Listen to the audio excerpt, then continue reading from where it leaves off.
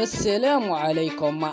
مباراة قادمة ستجمع بين المنتخب المغربي والبيرو خلال التوقفات الدولية استعدادا لمباريات آتية إن شاء الله.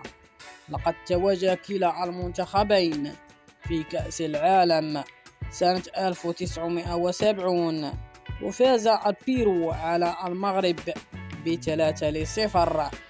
الجامعة الملكية تصفي حساباتها بضرب موعد وديا مع البيرو يوم الثلاثاء 28 مارس 2023 في العاصمة الإسبانية مدريد. أما بالنسبة للتوقيت إجراء المباراة لم يتم تحديده بعد، فور تحديد سنشاركه معكم.